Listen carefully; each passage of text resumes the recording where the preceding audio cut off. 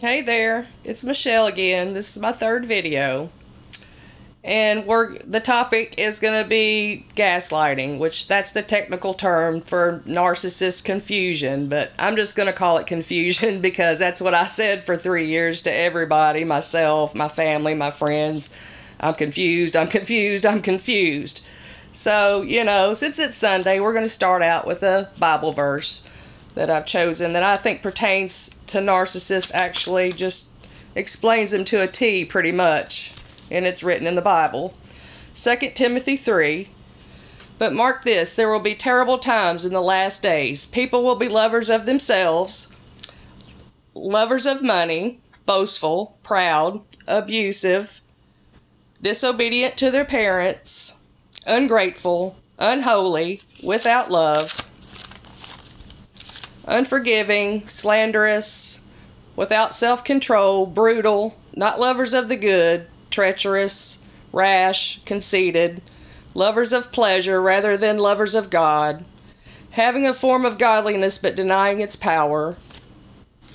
Have nothing to do with such people. These are the kind who worm their way into homes and gain control over gullible women who are loaded down with sins and are swayed by all kinds of desires, always learning but never able to come to the knowledge of the truth. Now, if that's not a narcissist, I don't know what is. So anyway, I just thought I'd share that. I thought that was very interesting. So, on to the topic of being confused and how narcissists like to do that. I remember in the beginning, when I first met him, the first way they like to confuse you is, social media, because they know you're gonna look at their Facebook, and sort of creep on it and see if they have a girlfriend or not, or what's going on in their lives. Well, of course, the first words out of his mouth basically are he doesn't do social media, he didn't do Facebook, which was a big lie, of course. His girlfriend was on there and everything, so if anybody ever tells you that when you start dating them that they don't do social media, that's a big red flag in itself. So let's see, what else has he done to confuse me? All kinds of stuff. There's just so much to talk about. I don't know where to begin. I had to write notes because it's just there's so much. And basically, if you ever watch the old movie Gaslit, where the guy tried, he just made his wife look crazy, by doing things in the house, and, at the end she thinks she's just totally lost her mind. Well, that's what narcissists like to do. They just really keep you confused so you don't know what's going on. They'll tell you that, they're so busy. That's what I always got a lot, that his so many friends and his parents and his work, and he just didn't have time for a relationship. Of course he was already in one. We've already discussed that. But these are just some red flags that you should really pay attention to, because if somebody's into you and they want to date or even have sex with you, you shouldn't be hearing these things.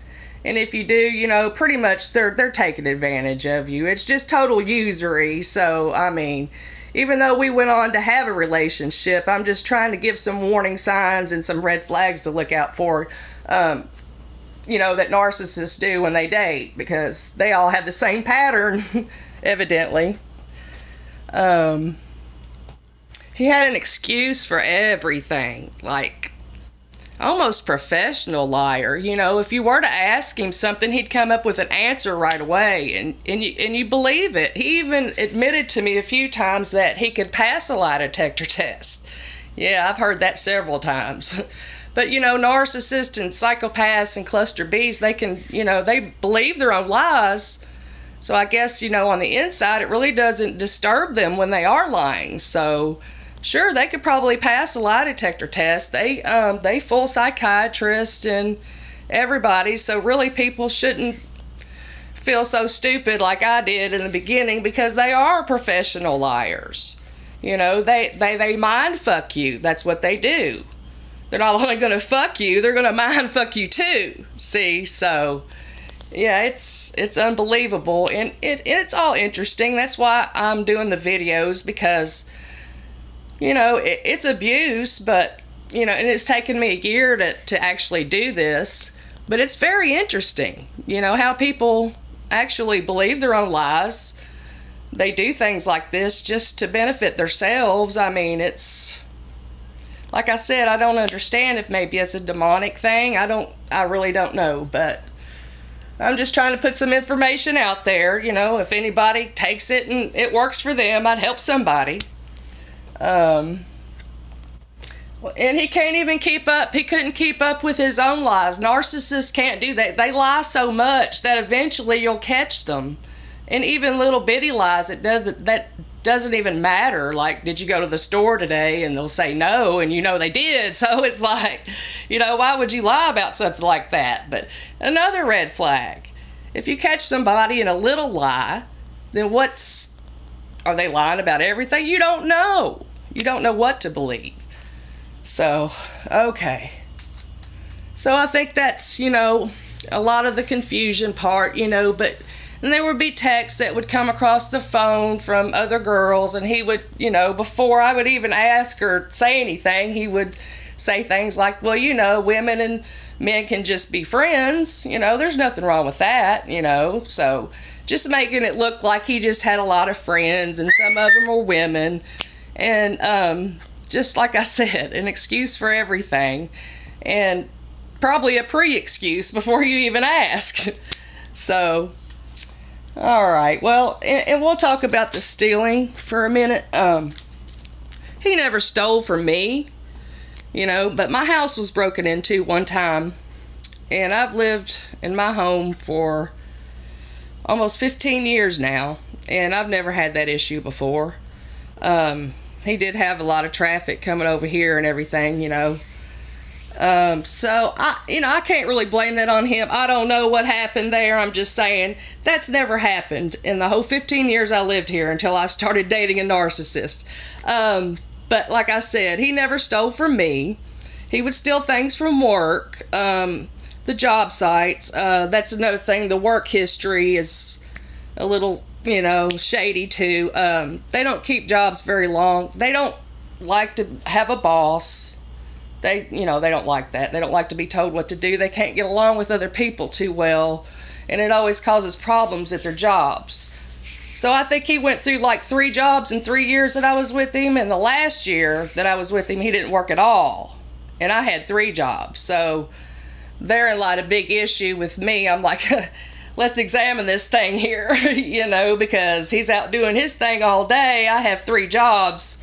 I'm working all the time, so it just, seemed very unfair. I was suspicious and I'm not a suspicious person. But when you get involved with a narcissist, you become very suspicious.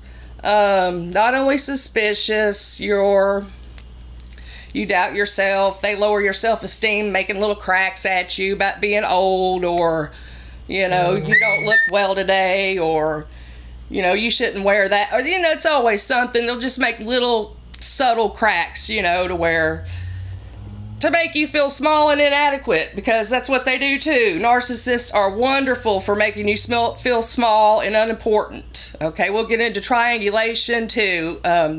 They do that very well. They'll triangulate you from the TV, with their best friend, with their family, the cashier at the gas station. It doesn't matter. It's got to be somebody. Back to the stealing. He would just bring stuff to my house like it's a gift for me, like a ladder that he stole from an electric company, silverware where they were wiring a restaurant, cleaning supplies. I mean, just whatever. He would just, sticky fingers and think it's okay. And that always weighed on my conscience. I'm not a thief. I don't do that kind of thing. It might not be a big deal to some people, but, like another red flag. If they're a thief, they're a liar. It all goes together. Cheating, lying, stealing, all goes together. If you're willing to deal with that, then, more power to you. But I'm going to tell you, it's not easy. It's not easy at all. But anyway, yeah. Oh, even one time he admitted to stealing from a child, and that really, really set bad with me. He had been at a house call for one of his jobs, electrical job, and stole a video game from a kid, a Superman game, and told me about it at dinner. So, you know, okay, enough said, right, about the stealing. Well, you know, really it's not enough said, because we've even been at the Cracker Barrel. A pack of gum. He stole a pack of gum on the way out from the Cracker Barrel. This man had thousands of dollars in his bank account. He could pay for dinner at the Cracker Barrel all day, but he had to steal a pack of gum on the way out. If he would have got caught doing that, I would have had to act like I did not know him and walk the fuck away. Okay, so you get the gist of what kind of man he was. With the stealing and the confusion and the lying. I mean, we've got so much to talk about, so this is just the very beginnings. This is just scratching the surface. And, actually, I made another video yesterday. This doesn't really have anything to do with, well, it kind of does, with narcissism. I made another video yesterday at work. Excuse me. I work at a dry cleaner's. We have an insurance office right next door, and then we have Sir Pizza next to that. There was a man outside, an employee that works at Sir Pizza. I've seen him make pizzas several times. He happens to be homeless, and he lives in the Sir Pizza van sometimes, and I think he even lives at Sir Pizza. So the man's outside nodding. You know, he's high as fuck on some heroin. So, you know, I record it. I put it on Facebook. It's had over 975 views, I think, when I checked this morning. But yeah, then I get, you know, harassed by these people at Sir Pizza. The first being the employee that saw me filming came out to my car as I was getting in my car, and she said, you know, I thought for sure she was gonna, you know, be irate, but she wasn't. And she said, "Thank you so much for that video. Would you mind sending that to my boss? I want them to know what's going on here." You know, I said, "Well, you know, I'm not going to send it to your boss." I said, "But, you know, I'll give you my phone number." I said, "You know, you text me and I'll send you the video." Well, I never heard anything back from her. So I go on back to work after my little break. And, eventually the owner comes over from Sir Pizza. She evidently called her boss and told her what I did. And the owner comes over pretty irate. She's, you know, she's a customer of ours. We clean her clothes as well. But, and she really wasn't too irate, but she was upset and told me she was worried about her reputation, because he was just tired, you know, he wasn't high, and, you know, like I'm supposed to believe this bullshit. And, you know, now that I've had the whole narcissistic experience and everything, I just don't put up with bullshit. I don't want to hear a fucking lie from anybody. It just pisses me off. And I will not take that video off of Facebook. It's on YouTube as well. The whole store needs to be shut down. It's nasty. They loiter over there. They smoke. They're doing drugs. They're obnoxious. You know, it's just a horrible... They had a score of 84 the last time the health department inspected, and they had to close down for a few days to clean up and stuff. So, you know, I'm just trying to expose the shit that I see because it's so damn ridiculous. You know, and people just, they'll say anything. I'm not ruining this lady's reputation. She's in charge of her own reputation. We just don't want our customers seeing that kind of shit, you know. So, anyway, I'll stop for now. And I hope to make a video pretty soon. Tomorrow's Monday, so maybe in the next couple of days we'll do some more discussions on narcissists. Y'all have a great night. Bye.